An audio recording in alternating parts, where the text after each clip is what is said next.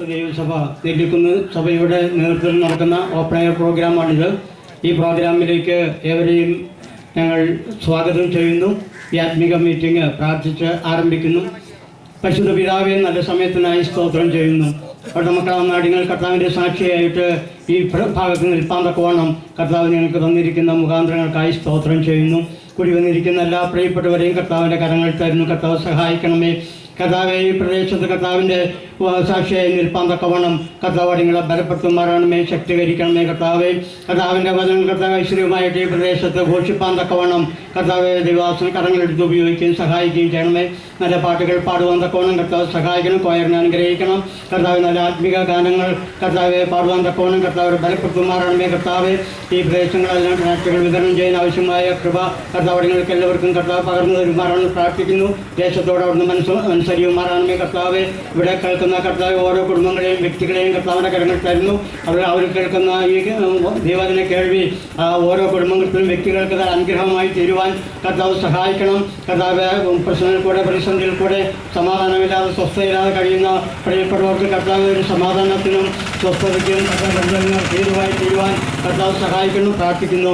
ആദ്യോടന്തം വലിയൊരു സാന്നിധ്യത്തിൻ്റെ മറവിലായിരിക്കാൻ കർത്താവ് സഹായിക്കണമേ. അവിടുത്തെ വലിയൊരു സാന്നിധ്യം കൃപയും കർത്താവ് അടിങ്ങൾക്ക് പറഞ്ഞു തരുമാറാണെന്ന് പ്രാർത്ഥിക്കുന്നു. കർത്താവിൻ്റെ ദൂതന്മാരുടെ കാവലും പരിപാലനം കർത്താവ് ഈ പ്രോഗ്രാമിൻ്റെ കൂടെ ഉണ്ടായിരിക്കുമാണെന്ന് പ്രാർത്ഥിക്കുന്നു. ആദ്യോടന്തം കർത്താവിൻ്റെ സാന്നിധ്യത്തിൻ്റെ മറവിലായിരിക്കാൻ കർത്താവ് സഹായിക്കണം. പ്രാർത്ഥിക്കുന്നു. കർത്താവ് അവിടുന്ന് സഹായിക്കണമേ, അനുഗ്രഹിക്കണമേ. യേശുവിന്റെ നാമത്തിൽ വളരെ താഴ്മയായി വെച്ചിരിക്കുന്നു. കൃപയോട് കേട്ടുത്തരമരണം സ്വർഗീയ പിതാവേ, ആമേൻ.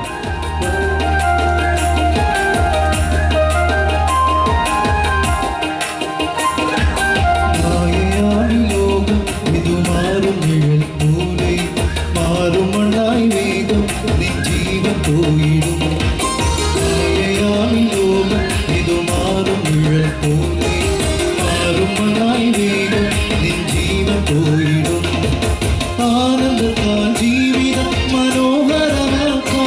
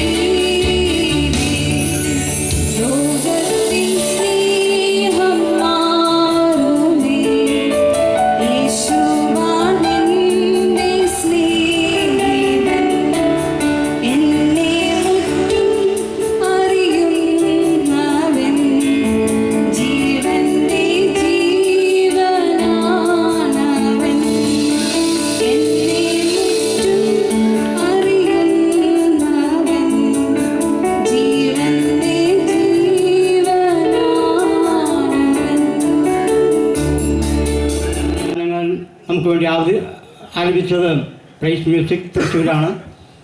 വീണ്ടും നമുക്ക് ഒരു ലഘു സന്ദേശം കേൾക്കാം. ആ ലഘു സന്ദേശം നൽകുന്നത് സിസ്റ്റർ ഡിജി സോജനാണ്. സിസ്റ്ററിനെ അതിലേക്ക് ക്ഷണിക്കുന്നു. ദൈവത്തിൻ്റെ നാം മഹത്വത്തോടെ മറയട്ടെ. ഇങ്ങനെ ഒരു അവസരം തന്ന ദൈവത്തിന് ആദ്യം നന്ദി പറയുന്നു. ഇവിടെ കൂടിയിരിക്കുന്ന പാസ്റ്റർക്കും സഭ PAP കമ്മിറ്റി അംഗങ്ങൾക്കും മറ്റ് സഭയിലെ വിശ്വാസികൾക്കും എൻ്റെ ശബ്ദം ശ്രവിച്ചുകൊണ്ടിരിക്കുന്ന ദൂരത്തും ചാരത്തുമായിരിക്കുന്ന ഞങ്ങളുടെ അയൽവാസികൾക്ക് എല്ലാവർക്കും എൻ്റെ കർത്താവായ യേശുക്രിസ്തുവിൻ്റെ നാമത്തിൽ സ്നേഹവന്ദനത്തെ അറിയിക്കുന്നു. ഇങ്ങനെ ഒരു പരസ്യയോഗം ഇവിടെ നടത്തുവാനും അതിലിങ്ങനെ നിൽക്കുവാനും ദൈവം എന്നെ ഒരുക്കിയതിന് ദൈവത്തെ നന്ദിയോടെ സ്തുതിക്കുന്നു. ഇതിനെ ലഹരി വിരുദ്ധമായിട്ടാണ് നമ്മൾ ഇങ്ങനെ ഒരു പരസ്യയോഗം നടത്തുന്നത്. അതിന് ഏറ്റവും യോജ്യമായ ആൾ ഞാൻ തന്നെയാണ്. കാരണം എൻ്റെ പിതാവ് ഒരു വലിയൊരു മദ്യപാനിയായിരുന്നു. ഞങ്ങളുടെ ജീവിതത്തിലെ അനുഭവിക്കാത്തതായിട്ട് ഒന്നുമില്ല. അപ്പോൾ ഒരു സമുദായ ക്രിസ്ത്യാനിയായി വളർന്ന ഞാൻ എൻ്റെ പിതാവിൻ്റെ മദ്യപാനം മൂലമാണ് ഈ രക്ഷയിലേക്ക് കടന്നു വരാൻ ഇടയായത്. ദൈവം ഏറ്റവും വലിയ അനുഗ്രഹം എനിക്ക് വേണ്ടി ചെയ്ത ഏറ്റവും വലിയ നന്മ എന്നത് ഇങ്ങനൊരു വിശ്വാസിയായി നിൽപ്പാൻ, ദൈവത്തിൻ്റെ സത്യവചനത്തെ സ്വീകരിപ്പാൻ, ദൈവത്തെ രക്ഷിതാവായി സ്വീകരിപ്പാൻ തന്ന ആ ഭാഗ്യമാണ്. എൻ്റെ പിതാവിനെ കുറിച്ച് പറയുകയാണെങ്കിൽ ഒരു രാത്രി ഒരു 5:30 കഴിഞ്ഞാൽ എൻ്റെ പപ്പ മദ്യപിക്കാതെ കടന്നു വരില്ല. എന്ന് ജോലിക്ക് പോയാലും എൻ്റെ കുട്ടിക്കാലത്ത് എനിക്ക് രാത്രി ആവാന്ന് പറഞ്ഞാൽ ഭയങ്കര പേടിയായിരുന്നു.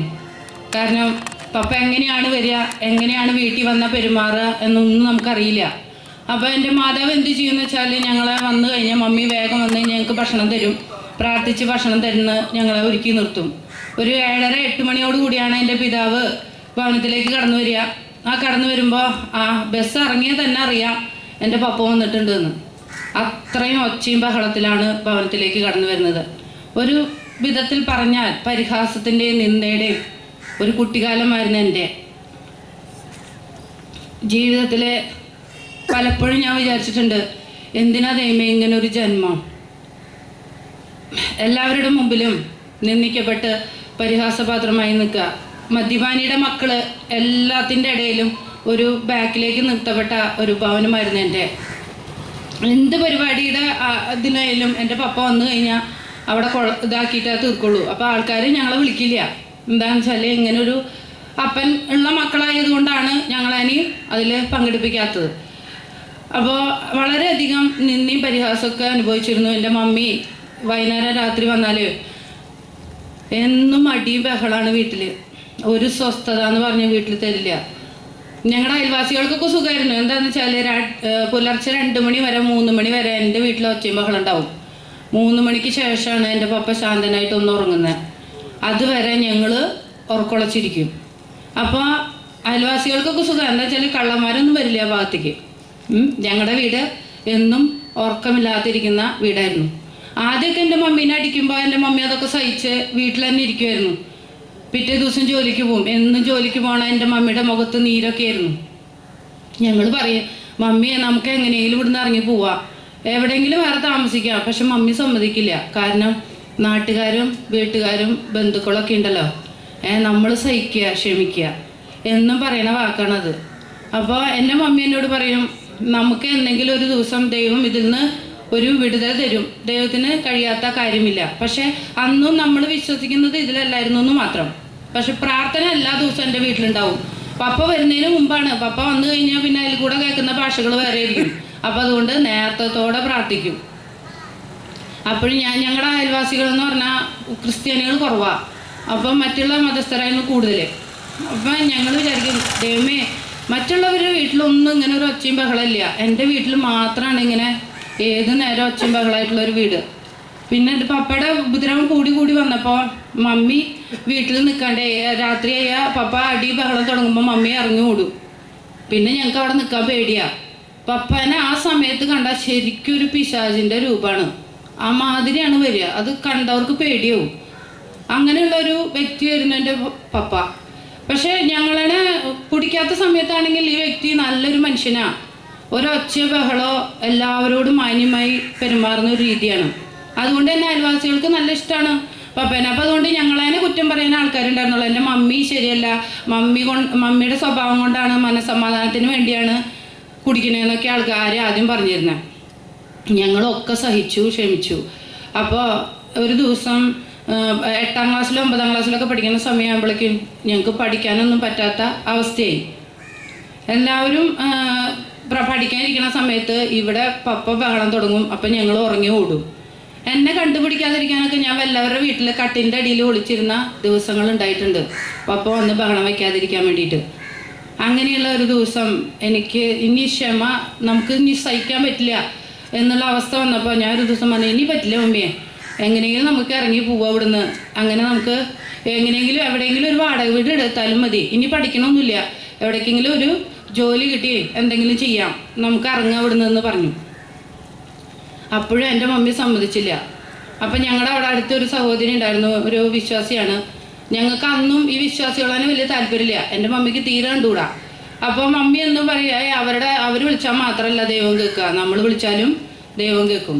ഞങ്ങളുടെ ആവശ്യങ്ങളൊക്കെ എൻ്റെ മമ്മി അന്ന് ഉപവാസം എടുത്ത് പ്രാർത്ഥിക്കുകയും കാര്യങ്ങളൊക്കെ നടക്കുകയും ചെയ്തതുകൊണ്ടായിരിക്കാം എൻ്റെ മമ്മി അങ്ങനെ പറയും. അവർ മാത്രമല്ല ദൈവത്തിൻ്റെ മക്കൾ, നമ്മളും ദൈവത്തിൻ്റെ മക്കളാണ്. അപ്പോൾ ദൈവം നമ്മുടെ പ്രാർത്ഥനയും കേൾക്കും, അവരുടെ പ്രാർത്ഥന മാത്രമല്ല. അപ്പോൾ ആ ചേച്ചിയുടെ വീട്ടിലേക്ക് പോകാനോ ആ ചേച്ചിയുടെ വർത്തമാനങ്ങൾ കേൾക്കാനോ ഞങ്ങളാരും നിന്ന് കൊടുക്കാറില്ല. ഒരു ദിവസം എന്നോട് ഒരു ഞായറാഴ്ച ഞാൻ വീട്ടിൽ നിന്ന് പുറത്തിറങ്ങിയപ്പോൾ ഈ ചേച്ചീനെ കണ്ടു. ഈ ചേച്ചി എന്നോട് പറഞ്ഞു, മോള് ഭാരപ്പെടണ്ട, ദൈവത്തിന് കഴിയാത്ത ഒരു കാര്യവുമില്ല, ഈ ഞായറാഴ്ച എൻ്റെ കൂടെ നിങ്ങൾ പ്രാർത്ഥനയ്ക്ക് വാ, സ്നാനപ്പെടാനോ ഞങ്ങളുടെ പക്ഷത്ത് വരാനോ ഒന്നുമല്ല പറഞ്ഞത്, ഒരു ദിവസം ഞങ്ങളുടെ പ്രാർത്ഥനയ്ക്ക് വായോ എന്ന് പറഞ്ഞു. ഞങ്ങൾ അതിനു മുമ്പ് ഞങ്ങളുടെ പപ്പേനെ പല പ്രാവശ്യം ധ്യാനങ്ങൾക്കും മറ്റുള്ളവർക്കും ഒക്കെ പറഞ്ഞയച്ചിട്ടുണ്ട്. ഒരാഴ്ച കൂടുതലല്ലാതെ പപ്പ മദ്യപാനം നിർത്തില്ല, പിന്നെ വീണ്ടും തുടങ്ങും. അതിനും ശക്തിയായിട്ടാണ് പപ്പ മദ്യപിച്ച് വരിക. പിന്നെ അപ്പോൾ ഞങ്ങൾക്ക് ഇനിയൊരു മാർഗമില്ലാത്ത അവസ്ഥയിലിരിക്കുമ്പോഴാണ് ഈ ചേച്ചി എന്നോട് ഇങ്ങനെ പറഞ്ഞത്. അപ്പം ഞാൻ വീട്ടിൽ വന്നപ്പോൾ പറഞ്ഞു, മമ്മിയെ നമ്മളെല്ലാ വഴികളും നോക്കിയതാ, ഇനി നമുക്ക് നോക്കാൻ ഒരു വഴിയില്ല, ഇനി നോക്കുകയാണെങ്കിൽ ഇനി നമ്മൾ ആത്മഹത്യ ചെയ്യണം, അല്ലാതെ വേറൊരു വഴിയില്ല. അപ്പം നമുക്കൊരു ദിവസം എന്തായാലും കുറേ നാളായില്ലേ പ്രാർത്ഥനയ്ക്ക് വിളിക്കണം, നമ്മൾ കണ്ടാലും മൈൻഡ് വയ്ക്കാറില്ല, നമുക്കൊരു ദിവസം പ്രാർത്ഥനയ്ക്ക് പോവാം എന്ന് പറഞ്ഞു. അപ്പം മമ്മി പറഞ്ഞു, എന്നാൽ ശരി, ഇനിയിപ്പോൾ ആരും നമുക്ക് സഹായമില്ല, നമ്മൾ തന്നെയുള്ളൂ, അപ്പോൾ ഇനി എന്തായാലും നമുക്ക് പ്രാർത്ഥനയ്ക്ക് കടന്നു പോകാമെന്ന് പറഞ്ഞിട്ട് അങ്ങനെ ഞങ്ങൾ ഒരു ദിവസം ഞങ്ങളുടെ മരത്തങ്ങോട് ചർച്ചിലേക്ക് കടന്നുപോയി, അവിടുത്തെ ആരാധന കൂടി. അന്നാണ് എനിക്ക് മനസ്സിലായത്, നമ്മൾ അന്വേഷിക്കേണ്ട, നമ്മൾ ചെയ്യേണ്ട പല കാര്യങ്ങളുമുണ്ട്. അതില്ലാത്തവർത്തോളം കാലം നമുക്ക് കിട്ടേണ്ട പല നന്മകളും മുടക്കാൻ സാത്താന് കഴിയും എന്നുള്ളത്. അപ്പം അങ്ങനെ വിശ്വാസത്തിലേക്ക് കടന്നു വന്നപ്പോൾ ഇതിനേക്കാളും വലിയ എതിർപ്പുകളായി. കാരണം പപ്പ കുടിക്കുന്നതോ ഞങ്ങൾക്ക് ഭക്ഷണം തരാത്തതോ ഞങ്ങളുടെ വീട് നോക്കാത്തതോ ഒന്നല്ല പിന്നെ ആൾക്കാരുടെ പ്രശ്നമായത്. ബന്ധുക്കളുടെയും നാട്ടുകാരുടെ ഒക്കെ പ്രശ്നം പിന്നെ ഞങ്ങൾ സ്നാനപ്പെടണതായിരുന്നു. അതിനെതിരെ കുറേ പറഞ്ഞെങ്കിലും പക്ഷെ പപ്പ ഞങ്ങൾക്ക് സപ്പോർട്ടായിരുന്നു വിശ്വാസത്തിലേക്ക് വരണേന്. നിങ്ങൾക്ക് ഏത് സ്വീകരിച്ചാലും ഞാൻ കൂടി നിർത്തണം എന്ന് മാത്രം പറയരുത് എന്നതാണ് പപ്പയുടെ ഡിമാൻഡ്. ഓക്കെ, ഞങ്ങൾ പറഞ്ഞു ഞങ്ങളുടെ പപ്പയുടെ ഡിമാൻഡ് ഞങ്ങൾ പറയില്ല, പക്ഷെ ഞങ്ങൾ ഇനി ഈ വിശ്വാസത്തിലാണ് കടന്നു പോണത്. അപ്പം ഓക്കെ നിങ്ങൾ പൊക്കോ എന്ന് പറഞ്ഞു. അപ്പം ഞങ്ങൾക്ക് പിന്നെ ആരുടെയും സപ്പോർട്ട് വേണ്ട, കാരണം പപ്പ മാത്രമേ നമുക്കുള്ളൂ, അല്ലാണ്ട് ബന്ധുമിത്രാദികളൊന്നും നമ്മുടെ വീട്ടിലേക്ക് അങ്ങനെ കടന്നു വരില്ല. കാരണം ഇങ്ങനെ കുടിച്ച് ഇതായി നടക്കണ ആളുടെ വീടായ കാരണം ആരും അങ്ങനെ വരാറില്ല. അങ്ങനെ മമ്മി സ്നാനപ്പെടാൻ തീരുമാനിച്ചു. മമ്മിയുടെ വീട്ടിൽ പോയിട്ട് മമ്മിയുടെ ഭവനത്തിൽ പോയിട്ട് പഴനിയിൽ പറഞ്ഞു. അപ്പോൾ അവർ പറഞ്ഞു, ആദ്യത്തെ വർത്താനം എന്താണെന്ന് വെച്ചാൽ, നീ സ്നാനപ്പെടുന്നത് സ്നാനപ്പെട്ടോ, പക്ഷേ ഇങ്ങനൊരു സഹോദരന്മാരും വീടും ഉണ്ടെന്ന് പറഞ്ഞിട്ട് ഈ ഇവിടേക്ക് ഇനി കയറി വരണ്ടെന്ന് പറഞ്ഞു.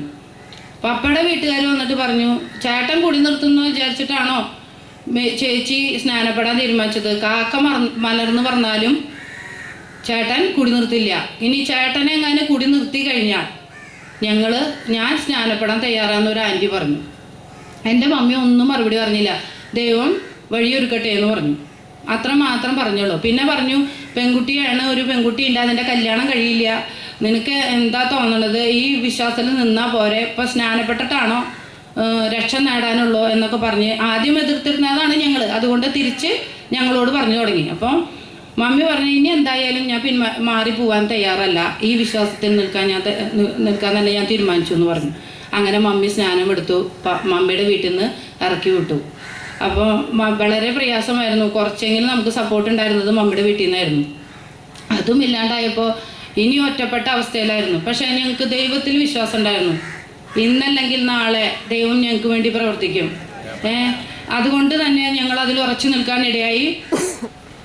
അവിടുന്ന് കുറച്ച് നാളുകൾ കഴിഞ്ഞപ്പോൾ പപ്പ മമ്മിയുടെ മേലുള്ള ഉപദ്രവം മാറി.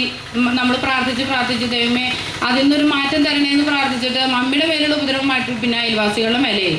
അപ്പോൾ പിന്നെ അയൽവാസികൾ ശത്രുക്കളായി.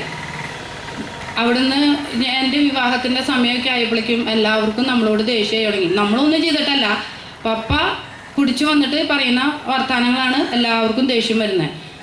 ഞങ്ങളെല്ലാവരുടെയും കാല് പിടിക്കും, നിങ്ങൾ പോലീസ് സ്റ്റേഷനിലൊന്നും പോയി പരാതി പറയരുത് എന്ന് പറഞ്ഞിട്ട്. പപ്പോട് പറഞ്ഞാലും പപ്പ പിന്നെയും ഇതന്നെ ആവർത്തിക്കുള്ളൂ. അപ്പോൾ നമ്മൾ പപ്പോടുള്ള പറച്ചിൽ നിർത്തി ആൾക്കാരുടെ കാല് പിടിക്കലായി. അത് കഴിഞ്ഞ് എൻ്റെ കല്യാണം ആലോചിച്ചുകൊണ്ടിരിക്കുമ്പോൾ ഞങ്ങളുടെ അയൽവാസികളായ 2 സഹോദരന്മാർ എൻ്റെ അടുത്ത് വന്നിട്ട് പറഞ്ഞു, ലിജു ഒന്ന് വരുമോ എന്ന് ചോദിച്ചു. അപ്പോൾ ഞാൻ എന്തേന്ന് ചോദിച്ചിട്ട് അവരുടെ അടുത്തേക്ക് ചെന്നപ്പോൾ അവരെന്നോട് പറഞ്ഞു, നിങ്ങളങ്ങനെ സന്തോഷിക്കണ്ട, നിൻ്റെ പപ്പ ഞങ്ങളെ എന്തൊക്കെയാണ് പറയണമെന്ന് നീ കേൾക്കണില്ലേ, നീ അങ്ങനെ സന്തോഷിക്കണ്ട, നിൻ്റെ വിവാഹം മുടക്കാൻ ഞങ്ങൾക്ക് കഴിയുമെന്ന് പറഞ്ഞു. അപ്പം ഞാൻ അവരോട് പറഞ്ഞത്, നിങ്ങൾക്ക് കഴിയുന്നത് നിങ്ങൾക്ക് ചെയ്യാം. എൻ്റെ ദൈവം എനിക്ക് വേണ്ടിയിട്ട് ഒരുക്കിയിട്ടുണ്ടെങ്കിൽ അത് ആരെ കൊണ്ടും തടയാൻ പറ്റില്ല. യഹോവ തുറന്നത് അടയ്ക്കാനും അടച്ചത് തുറക്കാനും ഇന്നേ വരെ ആർക്കും കഴിഞ്ഞിട്ടില്ല എന്ന് പറഞ്ഞു. അപ്പോൾ അവർ പറഞ്ഞു, നിൻ്റെ പപ്പ പറയുന്നത് കൊണ്ട് അല്ലാതെ നിങ്ങളോടുള്ള ദേഷ്യം കൊണ്ടല്ല. അപ്പം ഞാൻ പറഞ്ഞു, ഞാൻ പറഞ്ഞിട്ടുണ്ടെങ്കിൽ എൻ്റെ വിവാഹം മുടക്കിക്കോ, കുഴപ്പമില്ല, പക്ഷേ എൻ്റെ പപ്പയുടെ പേരും പറഞ്ഞ് നിങ്ങളിങ്ങനെ പറയുമ്പോൾ അതെനിക്ക് ഭയങ്കര വിഷമമായി എന്ന് പറഞ്ഞു. അപ്പോൾ അവർ പറഞ്ഞു, നിൻ്റെ പപ്പ എന്നെ കൊണ്ട് നിർത്തിക്കാനുള്ള വല്ല വഴിയുണ്ടെങ്കിൽ നോക്കിക്കോ എന്ന് പറഞ്ഞു. ഞാൻ പറഞ്ഞു, എന്നെ കൊണ്ട് കഴിയില്ല, ഇത്രയും കാലമായിട്ട് ഞങ്ങൾ പ്രാർത്ഥിക്കുക അല്ലാതെ ഞങ്ങൾക്ക് ഇതിന് ഒരു മറുപടി പറയാനില്ല എന്ന് പറഞ്ഞു. പിന്നെ പപ്പ എന്ന് പറഞ്ഞിട്ട് ഈ കല്യാണാലോചനയൊക്കെ നടക്കുന്നുണ്ടെങ്കിലും ഒന്നും എൻ്റെ മമ്മിയുടെ കയ്യിലും പപ്പയുടെ കയ്യിലും ഒന്നും സമ്പാദ്യമില്ല. അതിലും മധ്യേ എങ്ങനെ നടത്തുമെന്ന് ആലോചിച്ചിരിക്കുമ്പോൾ ദൈവം ഇങ്ങനെ ഒരു ബന്ധം ഒരുക്കി തരികയും ഒരാളുടെ മുമ്പിൽ പോലും ഇറക്കാതെ ഞങ്ങളുടെ ആവശ്യങ്ങൾ ഇന്ന ആൾ സഹായിച്ചിട്ടാണ് അവളുടെ കല്യാണം നടന്നതെന്ന് പറയാൻ വരെ ദൈവം ഒരു ഇടവരുത്താതെ ദൈവം എൻ്റെ കാര്യങ്ങളൊക്കെ ശാന്തമായി ഭംഗിയായി നടത്തി. ദൈവത്തിന് എത്ര സ്തുതിച്ചാലും മതി വരില്ല. ആരെല്ലാം ഈ ഭൂമിയിൽ കരുതിയില്ലെങ്കിലും കരുതുന്ന ഒരു സ്വർഗസ്ഥനായ പിതാവ് ഭൂമിയിലുണ്ട്. നമുക്ക് വേണ്ടി അവൻ ഒരുക്കിക്കൊള്ളും. നമ്മൾ അതിനെക്കുറിച്ച് ഭാരപ്പെടണ്ട. നീതിമാൻ തുണയില്ലാതിരിക്കുന്നതും അവൻ്റെ സന്തതികൾ ഭക്ഷണത്തിനായി ഇറക്കുന്നതും ഞാൻ കണ്ടിട്ടില്ല എന്ന് സങ്കീർത്തനകാരൻ പറഞ്ഞതുപോലെ എൻ്റെ ജീവിതത്തിൽ ദൈവം വലിയവ ചെയ്തത്. അതുകൊണ്ട് ഇങ്ങനെ ഒരു ജീവിതം എനിക്ക് കിട്ടി. അതിനുശേഷം കുറേ നാളുകൾക്ക് ശേഷം എൻ്റെ പപ്പയ്ക്ക് തോന്നി, എൻ്റെ മകളുടെ കല്യാണം കഴിഞ്ഞു, ഇനി ഞാൻ ഇങ്ങനെ ജീവിച്ചാൽ പോരെന്ന് പപ്പ ഇങ്ങോട്ട് പറയാണ്. ആദ്യമൊക്കെ ഞങ്ങൾ നിർബന്ധിച്ചിട്ടാണ് പപ്പനെ ഓരോന്നിനും വിടാറ്. പിന്നീട് പപ്പ ഇങ്ങനെ പറഞ്ഞു, ഞാൻ ഇനി ഒരു ദിവസം പ്രാർത്ഥനയ്ക്ക് വരണം. അപ്പം ഞങ്ങളുടെ അവിടുത്തെ പ്രാർത്ഥനയ്ക്ക് വന്ന ആൾക്കാരെ അറിയുമല്ലോ. അപ്പോൾ അതുകൊണ്ട് നമ്മുടെ നെല്ലിക്കുന്ന് IPCയിലേക്ക് ഒരു ദിവസം നമ്മുടെ ഉപവാസ പ്രാർത്ഥനയ്ക്ക് വന്നു. മത്തായി പാസ്റ്ററാണെന്നുള്ളത്. പപ്പ ആ പ്രാർത്ഥനയ്ക്ക് കൂടുകയും പാസ്റ്റർ പ്രാർത്ഥനയുടെ അവസാനം പപ്പയുടെ തലയിൽ കൈവച്ച് പ്രാർത്ഥിക്കുകയും ചെയ്തു. ആ പ്രാർത്ഥന കഴിഞ്ഞപ്പോൾ എൻ്റെ പപ്പ പറഞ്ഞു, എൻ്റെ ശരീരത്തിൽ നിന്ന് എന്തോ ഒരു കെട്ടഴിഞ്ഞു പോയതുപോലെ തോന്നുന്നു. അതിനുശേഷം എന്തെല്ലാം പ്രതിസന്ധികൾ എൻ്റെ ഞങ്ങളുടെ ജീവിതത്തിൽ വന്നിട്ടുണ്ടെങ്കിലും മദ്യപിക്കണം എന്നുള്ളൊരു ചിന്ത എൻ്റെ പപ്പയുടെ മനസ്സിൽ വന്നിട്ടില്ല. അത് മരിക്കുന്നവരെ എൻ്റെ പപ്പ മദ്യം കൈയോട് തൊട്ടിട്ടില്ല. അപ്പോൾ ദൈവത്തിന് കഴിയാത്ത ഒരു കാര്യവുമില്ല. ഒരാളെ നന്നാക്കണമെങ്കിലും ഒരാളെ മദ്യപാനം നിർത്തണമെങ്കിലും അയാൾ ചിന്തിക്കുകയും ദൈവം അയാളെ സഹായിക്കുകയും വേണം. പല രീതിയിലും ഞങ്ങൾ നോക്കിയതാണ് പപ്പയുടെ മദ്യപാനം നിർത്താൻ വല്ല വഴിയുണ്ടോയെന്നും. അതൊക്കെ പരാജയപ്പെട്ടപ്പോഴും ദൈവം പറഞ്ഞു, എൻ്റെ കൃപ നിനക്ക് മതി. ആ കൃപയിൽ നിൽക്കുവാനും ദൈവത്തെ ആരാധിപ്പാനും ദൈവം ഞങ്ങളെ സഹായിച്ചു. ഇന്ന് ഇങ്ങനെ ഒരു ഇതിൽ നിൽക്കാൻ ദൈവം എന്നെ സഹായിച്ചതിന് ദൈവത്തെ നന്ദിയോടെ സ്തുതിക്കുന്നു, സ്തോത്രം ചെയ്യുന്നു. ഇങ്ങനെ ഒരു അവസരം തന്ന PYP കമ്മിറ്റി അംഗങ്ങൾക്ക് എൻ്റെ നന്ദി പറഞ്ഞുകൊണ്ട് എൻ്റെ വാക്കിൽ നിന്നിരിക്കുന്നു.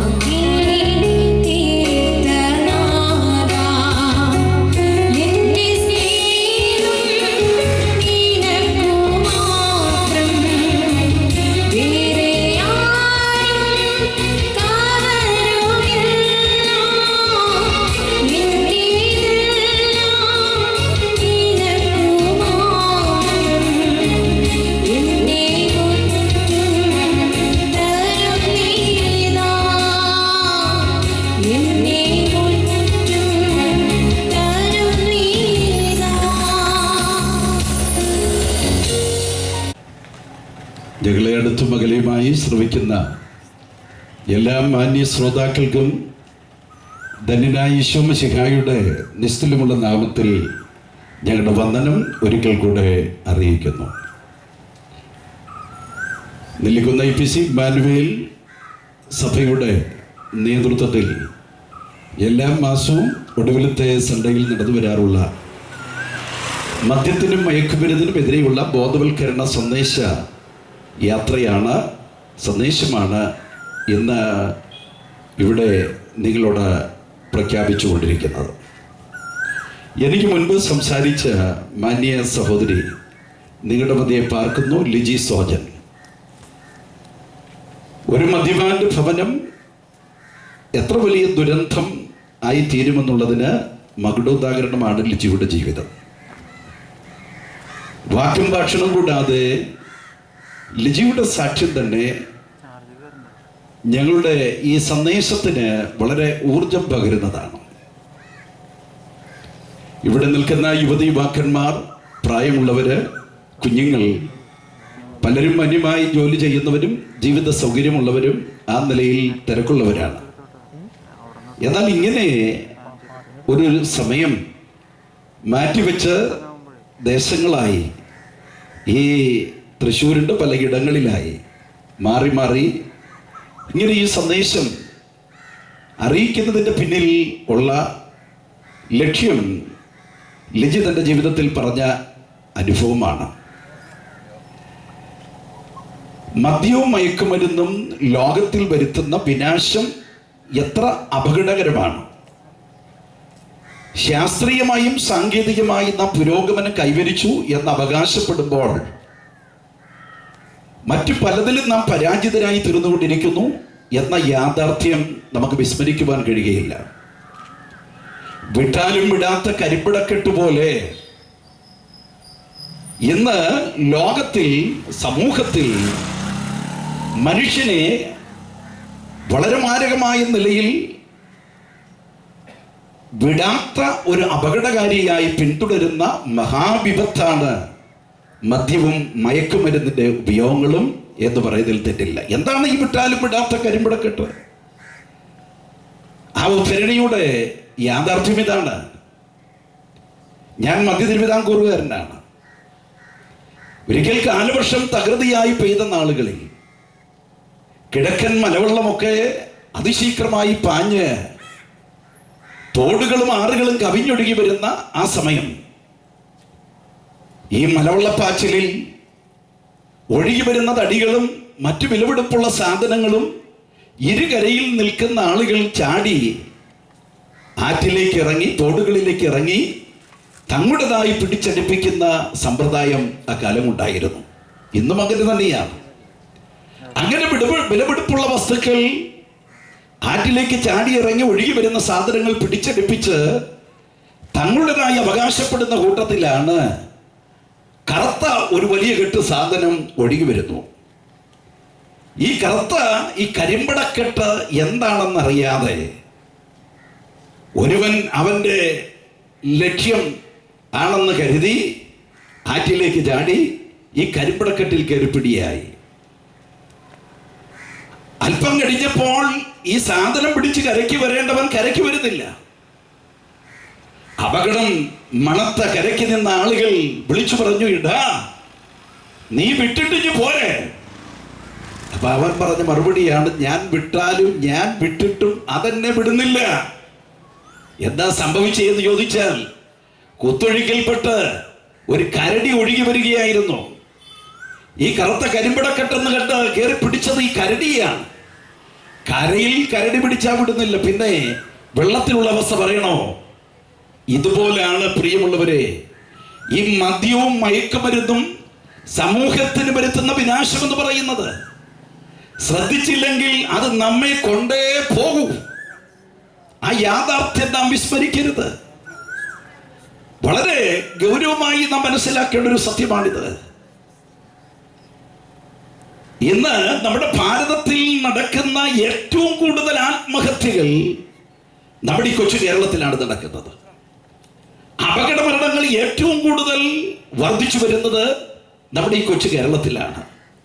ഇവിടെ ആത്മഹത്യകൾ കൂടുന്നു, അപകട മരണങ്ങൾ വർദ്ധിക്കുന്നു, കൊലപാതകങ്ങൾ കൂടുന്നു, ആക്സിഡന്റ് മരണങ്ങൾ വർദ്ധിച്ചു വരുന്നു. എന്തിനേറെ കൊട്ടേഷൻ സംഘങ്ങളുടെ തഴപ്പും ഒക്കെ നാം കാണുന്ന യാഥാർത്ഥ്യമാണ്.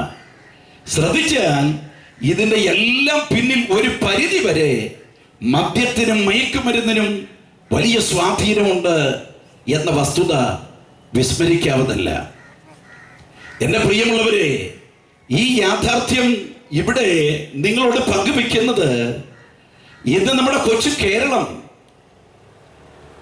ഭർത്താക്കന്മാരുടെ മദ്യപാനം മൂലം, കുഞ്ഞുങ്ങളുടെ ലഹരിക്കടിമപ്പെട്ടത് മൂലം ഒരുപാട് ദുഃഖത്തിലായിരിക്കുന്ന മാതാക്കളുണ്ട്,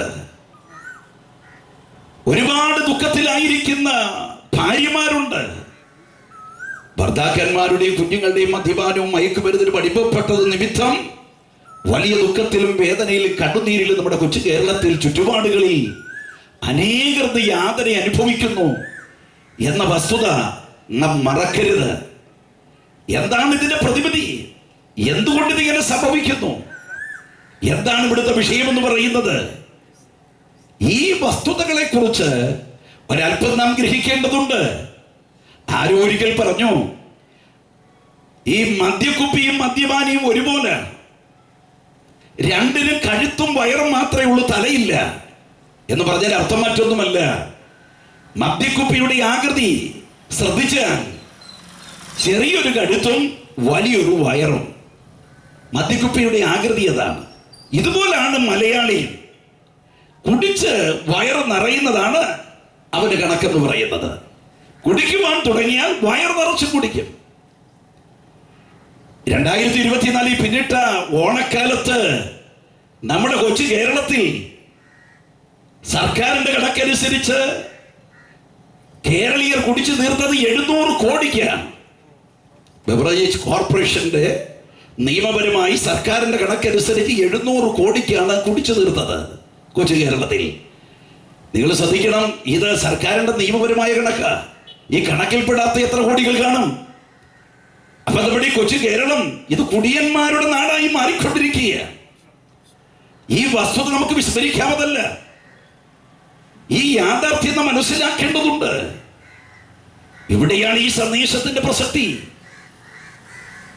എന്തിനേറെ എന്തുകൊണ്ട് ഈ നിലയിൽ കാര്യങ്ങൾ പിടിവിട്ട നിലയിൽ പോകുന്നു എന്ന് ചോദിച്ചാൽ ഗൗരവമായി നാം മനസ്സിലാക്കേണ്ട ചില സത്യങ്ങളുണ്ട്. മനുഷ്യനോടുള്ള സമീപനത്തിൽ മറ്റ് ഏതൊരു മതഗ്രന്ഥങ്ങളെക്കാൾ ഉത്തമമായ സ്ഥാനം പുലർത്തുന്ന വിശുദ്ധ ബൈബിൾ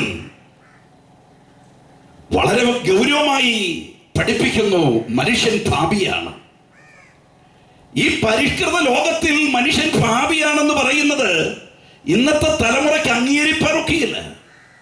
മനുഷ്യരെ പാപി എന്ന് വിളിക്കരുതെന്നാണ് ഇന്നത്തെ പഠിപ്പീര്. പാപി എന്ന് മനുഷ്യരെ വിളിക്കാമോ? പാപി എന്ന് വിളിക്കരുത്. മൊറാലിറ്റി, ഇമ്മൊറാലിറ്റി, ധാർമ്മികത, അധാർമികത, ഈ പദപ്രയോഗങ്ങൾ ഇന്ന് സമൂഹത്തിൽ എടുത്തു കളഞ്ഞിരിക്കുകയാണ്. ഈ പാപി എന്നൊക്കെ പറയുമ്പോൾ ഒരു നടുക്കം മനുഷ്യനുണ്ടായിരുന്നു. എന്നാൽ ഈ നടുക്കം ഇന്ന് മാറിയിരിക്കുക. ഇന്നത്തെ തലമുറയ്ക്ക് അത് കേൾക്കുന്നത് ഇഷ്ടമല്ല. പകരം പാപത്തിനൊരു ഓമനപ്പേരിട്ട് അവർ വിളിക്കുന്നു, ക്രൈം, കുറ്റം. ക്രൈം എന്ന് പറഞ്ഞാൽ പാപത്തെ നിസ്സാരവൽക്കരിക്കുകയാണ്. അതുകൊണ്ട് കാര്യം തീരുന്നില്ല. ആരെല്ലാം പാപി എന്ന് വിളിക്കരുതെന്ന് പറഞ്ഞാലും വിശുദ്ധ ബൈബിൾ മനുഷ്യനെ വിളിക്കുന്നത് ഒരു വ്യത്യാസവുമില്ല, എല്ലാവരും പാപം ചെയ്ത് ഒരുപോലെ വളരുതാത്തവരായി തീർന്നു എന്ന്. ഏക മനുഷ്യനാൽ പാപവും പാപത്താൽ മരണം ലോകത്തിൽ വന്നു എന്നാണ് ബൈബിൾ പ്രഖ്യാപനം. പാപി എന്ന് വിളിക്കരുന്ന ആരല്ല പറഞ്ഞാലും ബൈബിൾ പറയുന്നു മനുഷ്യൻ പാപിയാണ്. മനുഷ്യനിൽ കുടികൊള്ളുന്ന പാപത്തിന്റെ സ്വാധീനമാണ് ഏതൊരു തിന്മയിലേക്ക് മനുഷ്യനെ നയിക്കുന്നുള്ള വസ്തുത നാം വിസ്മരിക്കരുത്. പാശ്ചാത്യ സംസ്കാരത്തെക്കാൾ പലതുകൊണ്ടും സമ്പന്നമാണ് ഭാരതീയ സംസ്കാരം. പലതുകൊണ്ടും അങ്ങനെ നാം വിശ്വസിച്ചിരുന്നു, അങ്ങനെ നാം കരുതിയിരുന്നു. എന്നാൽ ആ നിലയ്ക്കൊക്കെ മാറ്റം വന്നുകൊണ്ടിരിക്കുകയാണ്. ഇന്ന് നമ്മുടെ സമൂഹത്തിന്റെ പല കാര്യങ്ങളും നാം കാണുകയും കേൾക്കുകയും പഠിക്കുകയും ചെയ്യുമ്പോൾ ദുഷ്ടത സമൂഹത്തിൽ വർദ്ധിക്കുന്നു, അശുദ്ധി സമൂഹത്തിൽ വർദ്ധിക്കുന്നു, പാപം പെരുകുന്നു. തൽഫലമായി അതിൻ്റെതായ ഭവിഷ്യത്ത് സമൂഹം ഇന്ന് നേരിട്ട് കൊണ്ടിരിക്കുകയാണ്. എൻ്റെ പ്രിയമുള്ളവരെ, ഞാനിത് പറയുമ്പോൾ ചില നാളുകൾക്ക് മുൻപ് വായിച്ച ഒരു വാർത്ത ഇങ്ങനെയാണ്. 19 വയസ്സ് പ്രായമുള്ള ഒരു പെൺകുട്ടി, 18 വയസ്സ് പ്രായമുള്ള ഒരാൺകുട്ടി, അവർ ഒന്നിച്ച് താമസിക്കുന്നു. ഈ 18 വയസ്സുകാരന്റെ പിതാവ് ഹൃദയവേദനയോട് പലപ്പോഴും അതിൽ നിന്ന് പിന്തിരിപ്പിക്കാൻ ശ്രമിച്ചു, പക്ഷെ അവർ പിന്മാറുന്നില്ല. ഒടുവിൽ അധികൃതരെ സമീപിച്ചു, പോലീസിൽ വിഷയം വന്നു. ഇനി ശ്രദ്ധിക്കണം, പോലീസിൽ വിഷയം വന്നപ്പോൾ ഈ പിതാവ് ഹൃദയവേദനയോട് പറഞ്ഞൊരു സത്യം: ഈ കുഞ്ഞുങ്ങൾ വിവാഹപ്രായമാകുമ്പോൾ ഈ വിവാഹം തന്നെ നടത്തുന്നതിൽ ഞങ്ങൾക്ക് യാതൊരു എതിർപ്പുമില്ല, യാതൊരു പരിഭവമില്ല, ഇത് തന്നെ നടത്തി കൊടുക്കാം. പക്ഷേ വിവാഹപ്രായമാകാത്ത ഇവർ ഒന്നിച്ചു പാർക്കുവാൻ അനുവദിക്കരുത്, അത് തെറ്റാണ്. എന്നാൽ അധികൃതരുടെ, നിയമപാലകരുടെ പക്ഷത്ത് നിന്ന് ലഭിച്ച റിസൾട്ട് ഇതാണ്, റിപ്പോർട്ട് ഇതാണ്: വിവാഹം കഴിക്കുന്നതിന് പ്രായപരിധി ഉണ്ടെങ്കിലും ഒന്നിച്ച് താമസിക്കുന്നതിന് പ്രായപരിധി നിർണയിച്ചിട്ടില്ലായകയാൽ ഈ കാര്യത്തിൽ ഞങ്ങൾക്ക് ഇടപെടുവാൻ കഴിയുകയില്ലെന്നുള്ളതാണ്. നമ്മുടെ കേരളത്തിന്റെ ധാർമ്മികത എവിടെ നിൽക്കുന്നു എന്ന് മനസ്സിലാക്കണം. ഒരു വാട്സപ്പ് ഗ്രൂപ്പ്, ഒരു സമൂഹം, സൊസൈറ്റി ഭാര്യമാരെ വെച്ച് മാറുന്നു. അതിൽ മനം മുമ്പ് ധാർമ്മികത ബോധ്യമുള്ള ഒരു സ്ത്രീ പോലീസിൽ പരാതി കൊടുത്തു. അത് കൊച്ചു കേരളത്തിൽ നടന്നു വരുന്ന കാര്യമായി പറയുന്നത്. പോലീസിൽ പരാതി കൊടുത്തു. അപ്പോൾ പോലീസിന്റെ ഭാഗത്ത് നിന്ന് കിട്ടിയ മറുപടി ഇങ്ങനെയാണ്: നിങ്ങൾക്ക് പോകാൻ മനസ്സില്ലെങ്കിൽ നിങ്ങൾ പോകേണ്ട, മറ്റുള്ളവരുടെ കാര്യത്തിൽ നിങ്ങൾ ഇടപെടേണ്ട. എങ്ങനുണ്ട്? സമ്പൂർണ്ണ സാക്ഷരത കൈവരിച്ചു എന്ന് പറയുന്നത് നമ്മുടെ കൊച്ചു കേരളത്തിൽ നടക്കുന്ന കാര്യമാണ് ഈ പറയുന്നത്. സമൂഹം ദുഷിക്കപ്പെടുന്നു, അശുദ്ധി സമൂഹത്തിൽ വർദ്ധിക്കുന്നു, പാപത്തിന്റെ സ്വാധീനം ലോകത്തിൽ വർദ്ധിച്ചു വരുന്നു. ഈ പാപത്തിന്റെ സ്വാധീന വലയത്തിൽപ്പെട്ട മനുഷ്യൻ, അവനിൽ കുടികൊള്ളുന്ന പാപപ്രവൃത്തികളെ കുറിച്ച് വിശുദ്ധ ബൈബിളിൽ ചില വേദഭാഗങ്ങൾ ഇവിടെ വായിച്ച് കേൾപ്പിക്കാം. ദയവായി എൻ്റെ സ്നേഹിതർ, എന്നെ കേൾക്കുന്ന പ്രിയമുള്ളവർ, ഒരു നിമിഷം നിങ്ങൾ ഇത് ശ്രദ്ധിക്കണം. വിശുദ്ധ ബൈബിളിൽ ജഡത്തിന്റെ പ്രവൃത്തികൾ എന്ന നിലയിൽ ഗലാത്യ ലേഖനം 5-ാം അധ്യായം 19 മുതൽ 21 വരെയുള്ള വാക്യങ്ങളിൽ മനുഷ്യനിൽ കുടികൊള്ളുന്ന ഈ പാപത്തിന്റെ സ്വാധീനമായ ദുഷ്പ്രവണതകൾ എത്രത്തോളം സമൂഹത്തെ സ്വാധീനിക്കുന്നു എന്നത് വ്യക്തമാക്കുന്ന ഭാഗമാണിത്. ഇപ്പോൾ പരസ്യമായി മൈക്കിലൂടെ ആ വാക്യങ്ങൾ ഒന്ന് വായിക്കുന്നതായിരിക്കും. ജഡത്തിന്റെ പ്രവൃത്തികളോ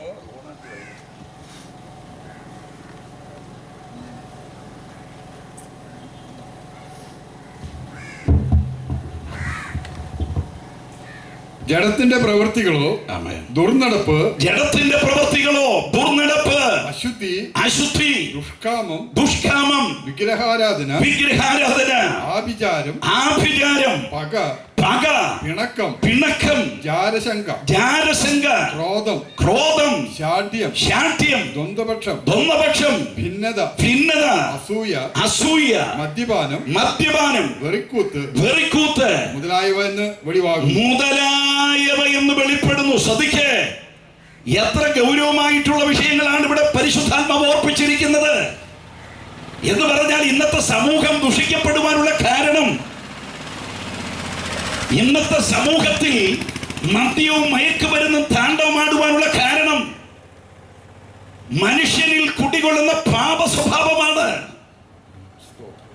ഈ പാപത്തിന്റെ പക്വം എന്ന ഫലങ്ങൾ സമൂഹത്തിൽ വരുത്തുന്ന വിനാശമാണ് ഇന്നത്തെ സമൂഹം ദുഷിക്കുവാൻ കാരണമായിരിക്കുന്നത്.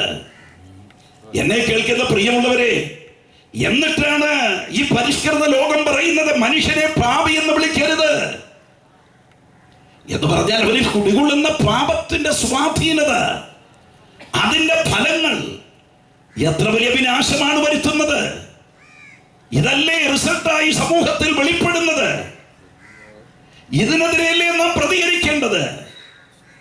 ജാതിയുടെയും മതത്തിന്റെയും വർണ്ണത്തിന്റെയും വർഗത്തിന്റെ പേരിൽ എന്തും പറയാൻ ഇന്നത്തെ സമൂഹമുണ്ട്. ഇതിൽ നിന്നൊരു വ്യക്തി മോചനം പ്രാപിച്ചു വന്നാൽ പിന്നെ അവൻ സഭ വിട്ടു, സമുദായം വിട്ടു എന്നുള്ള പ്രശ്നമാണ്. നേരത്തെ എനിക്ക് മുൻപ് സംസാരിച്ച ലിജി പറഞ്ഞതുപോലെ മുടികുടിയനായിരുന്ന ഒരു പിതാവിന്റെ മക്കൾ, ആ കുടുംബം കുടിച്ചിട്ട് വരുന്ന പിതാവിനെ കാണുമ്പോൾ ഒരു ദുർഭൂതം വരുന്നത് പോലെ പേടിച്ച് ഒളിക്കുകയാണ്. ചുറ്റുപാടുകൾ, കുടുംബങ്ങൾ, ദേശത്ത് ഒരു സ്വസ്ഥതയുമില്ല. തലമുറകളുടെ ഭാവി അധോഗതിയിലായി. പഠനമുഴപ്പി. ആത്മഹത്യ ചെയ്യാതിരുന്നത് ദൈവത്തിന്റെ മഹാകരുണയാണ്. എന്നാൽ ഇങ്ങനെയുള്ള ദുരന്തങ്ങൾ മൂലം എത്രയെത്ര കുടുംബങ്ങളാണ് ആത്മഹത്യയിൽപ്പെടുന്നത്. എത്രയെത്ര മാതാപിതാക്കളാണ് ജീവിതം എടുക്കുന്നത്. അഭിമാനം കൊണ്ട് പലരും കാര്യങ്ങൾ പൊതുവിൽ പറയുന്നില്ലെന്ന് മാത്രം. വലിയ പ്രതീക്ഷയോട് തുടക്കം കുറിച്ച് എത്രയെത്ര കുഞ്ഞുങ്ങളുടെ ആ വഴിവിട്ട പോക്ക് നിമിത്തം, മയക്കുമരുന്നുകൾ കടിമപ്പെട്ടത് നിമിത്തം സമൂഹത്തിൽ പറയാനാകാത്ത നിലയിൽ വേദന അനുഭവിക്കുന്നു. എന്റെ പ്രിയമുള്ളവരെ, ദയവായി നിങ്ങൾ ഈ കാര്യം ശ്രദ്ധിക്കണം. ഇന്ന് സമൂഹത്തിൽ ശീഘ്രഗതിയിൽ വ്യാപിക്കുന്ന മാരക രോഗമെന്ന് പറയത്തക്ക നിലയിൽ നിൽക്കുന്ന ഒന്നാണ് ഈ മയക്കുമരുന്നുകളുടെ ഉപയോഗം എന്ന് പറയുന്നത്. മയക്കുമരുന്നുകളുടെ ഉപയോഗം അതിശീഘ്രമായി ഈ സംഗതി പോയിക്കൊണ്ടിരിക്കുക. ചെറിയ ക്ലാസ് മുതൽ വലിയ കോളേജ് വരെ, ചെറിയ സ്കൂൾ മുതൽ കലാശാലയങ്ങൾ വരെ പല രൂപത്തിലും പാഠത്തിലും പേരിലും ഓമന പേരുകൾ നൽകി ഇവ ഇന്ന് ഇതിന്റെ വിപണനം നടക്കുകയാണ്. കഴുക കണ്ണുകളുമായി തങ്ങളുടെ ഇരകളെ കാത്തിരിക്കുന്ന ഇതിന്റെ ഇടനിലക്കാർ ഇന്ന് പലയിടങ്ങളിലും ചുറ്റി സഞ്ചരിക്കുകയാണ്. ചെറിയ സ്കൂളുകൾ എന്നുള്ള വ്യത്യാസമില്ല, ചെറിയ കുഞ്ഞുങ്ങൾ പോലും ഇതിന് വലയിൽ അകപ്പെടുകയാണ്. തൽഫലമായി സംഭവിക്കുന്നത് മഹാദുരന്തത്തിലേക്ക് കാര്യങ്ങൾ വഴിമാറുകയാണ്. ഞാനിത് പറയുമ്പോൾ മധ്യ തിരുവിതാംകൂറിൽ നടന്ന ഒരു സംഭവം ഇത്തരത്തിൽ ഞാൻ ഓർക്കുകയാണ്. +2 കഴിഞ്ഞ് എൻട്രൻസ് കോച്ചിങ്ങിന് വേണ്ടി കൊണ്ടുവിട്ട ഒരു പെൺകുട്ടി ഒരു സ്വകാര്യ ഹോസ്റ്റലിൽ താമസിച്ച് പഠിക്കുകയാണ്. സഹപാഠികളോടൊപ്പം പഠിച്ചു. ആദ്യത്തെ സ്ക്രീനിങ് ടെസ്റ്റിൽ തന്നെ അവൾ ഫെയിലിയറായി. എത്ര പഠിച്ചിട്ടും നിലയിൽ കയറുന്നില്ല. ഒരു വല്ലാത്ത നിരാശ.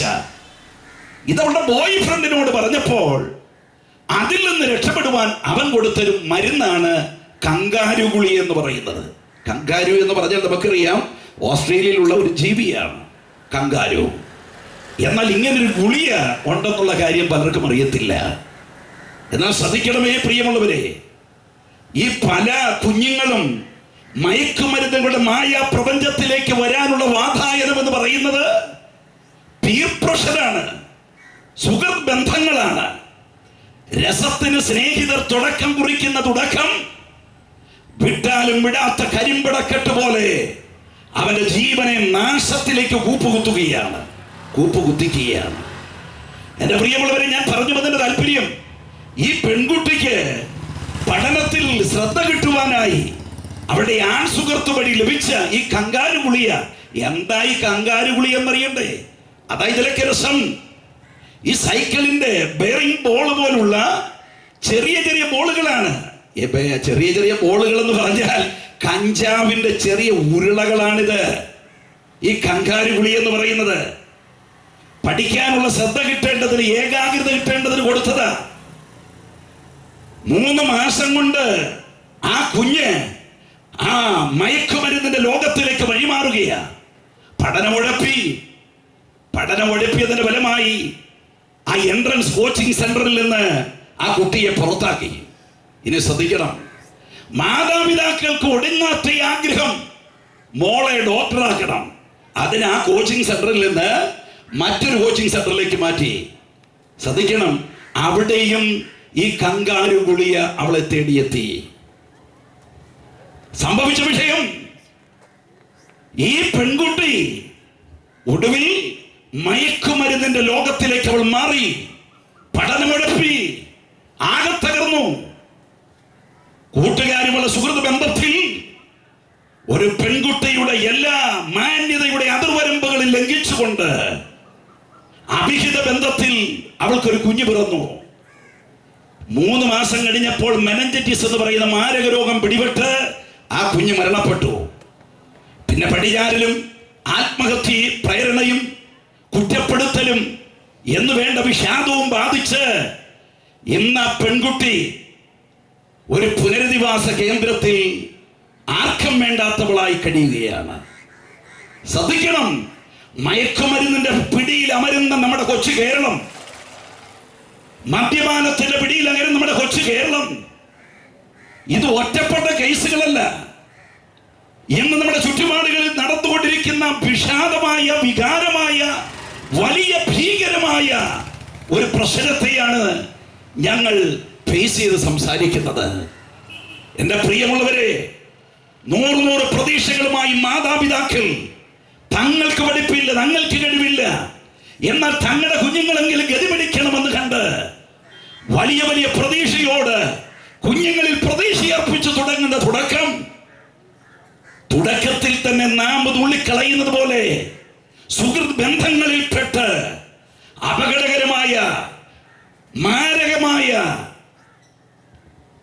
മയക്കുമരുന്നുകളുടെ മായാ പ്രപഞ്ചത്തിലേക്ക് കുഞ്ഞുങ്ങൾ തകർന്നു വീഴുന്ന കാഴ്ച എത്ര അപകടകരമാണ്, എത്ര വിഷാദമാണ്, എത്ര പ്രശ്നമാണ്. ഈ മയക്കുമരുന്നുകളുടെ രാജാവാണ് MDMA എന്ന് പറയുന്നത്. ശ്രദ്ധിക്കട്ടെ, ഈ മയക്കുമരുന്നുകളുടെ രാജാവാ MDMA എന്ന് പറയുന്നത്. MDMA ഉപയോഗിച്ചതിനാൽ, MDMA ആ വിപണനം നടത്തിയതിനാൽ പിടിക്കപ്പെട്ടു എന്നൊക്കെ പറഞ്ഞ പത്രങ്ങളിൽ നിങ്ങൾ ഒരു പക്ഷേ വായിച്ചു കാണാം. എന്താ MDMA എന്ന് പറയുന്നത്? ആരോ ഒരിക്കൽ രസികമായി അതിനൊരു നിർവചനം കൊടുത്തു, മാസ്റ്റർ ഡിഗ്രി ഇൻ മയക്കുമരുന്നെന്ന്. ശരിയാണ്, മയക്കുമരുന്നുകളുടെ മാസ്റ്റർ ഡിഗ്രിയാണ് MDMA എന്ന് പറയുന്നത്. ഇത് സ്ഥിരം ഉപയോഗിക്കുന്ന ഒരു വ്യക്തിയെ സംബന്ധിച്ച് ശ്രദ്ധിക്കണം, അവന്റെ പല്ലുകൾ 2-3 വർഷം കഴിയുമ്പോഴേക്ക് മൊത്തം കൊഴിയും. അവന്റെ ബ്രെയിനിന്റെ കോശങ്ങൾ നശിച്ചു തുടങ്ങും വേഗേന. എന്തിനേറെ, വിഷാദ രോഗം പെട്ടെന്ന് പിടിപെടും. പിന്നെ ആര് ഉപദേശിച്ചാലും ആര് പറഞ്ഞാലും അവരെ ശത്രുവായി കാണുകയാണ്. ഇതാണ് ഇത് ഉപയോഗിക്കുന്ന ഒരു വ്യക്തിയുടെ പ്രതികരണം എന്ന് പറയുന്നത്.